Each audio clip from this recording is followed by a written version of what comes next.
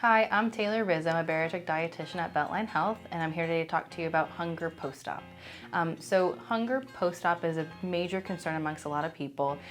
When you go through bariatric surgery, there's sometimes this notion that after the surgery, you're never going to feel hungry again. You're not going to want to eat anything. You can't eat anything just because you had the surgery. All these kind of sort of ideas that are kind of false.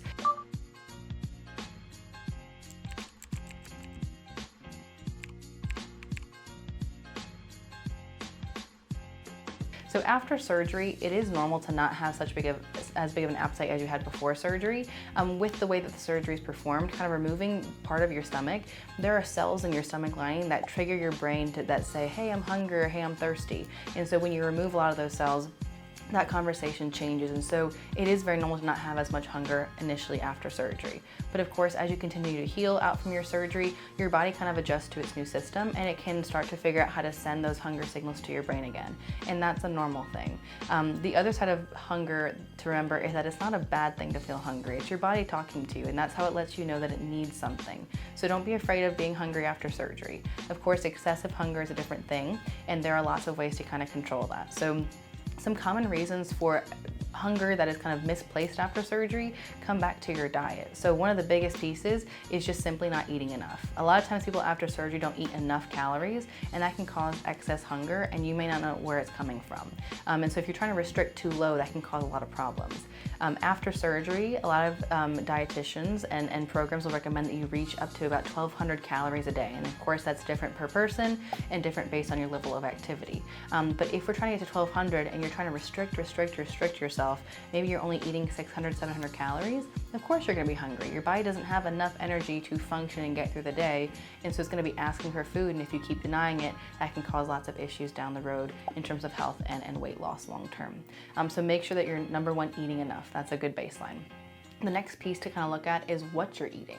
Sometimes people are eating 1,200 calories worth of grains or carbohydrates that aren't keeping you satisfied, whereas if you eat 1,200 calories worth of more heavily based on protein and fibers, that can help a lot. So protein intake is really important. I typically recommend about 35% of your calories from protein, if not higher, again, depending on what your dietitian says when you're working with them. But higher protein intake really helps with hunger because the protein takes longer to break down, and it also fuels your body to give it better energy versus kind of quick weight storage energy. So make sure you're eating good quality foods with protein.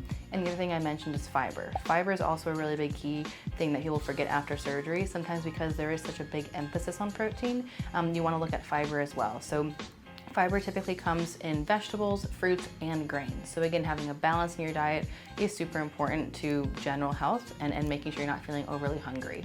So definitely add in some veggies, add extra fruit into your day. The fiber and the foods that are fibrous help to add bulk to your diet and volume. So if you really are feeling extra hungry, that can kind of help to physically fill you up with the size of the vegetables, but also give you that fiber that helps to, again, slow digestion and keep you feeling more satisfied longer.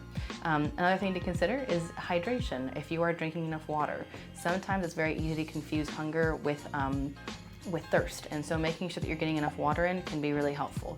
For some people, they're really drinking a lot less water than they should be, and once they bump that up, all of a sudden their excessive hunger goes away. So that's a really big key to remember. And the last really important piece with hunger is sometimes recognizing that it could be head hunger, and that's kind of sometimes a harder one to identify.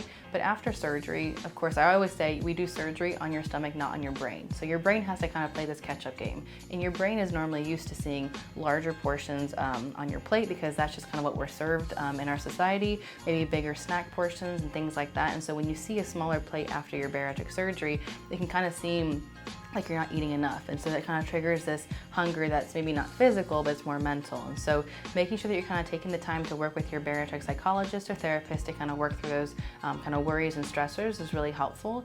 And also, as time goes on, as you keep practicing those smaller portions, your brain will kind of get adjusted to that size of meal, and you won't have maybe that extra kind of hunger bothering you all day.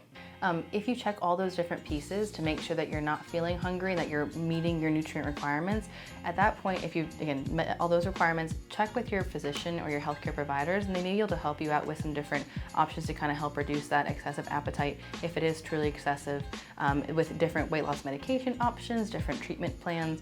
So that would be, again, the next step once you check out that, once you make sure that you're meeting all the good dietary habits that we need you to build, but make sure again that you're identifying regular hunger versus head hunger, and that again that it's normal and it's okay to be hungry sometimes. Thanks for watching. Make sure to like and subscribe, and we'll see you in the next one.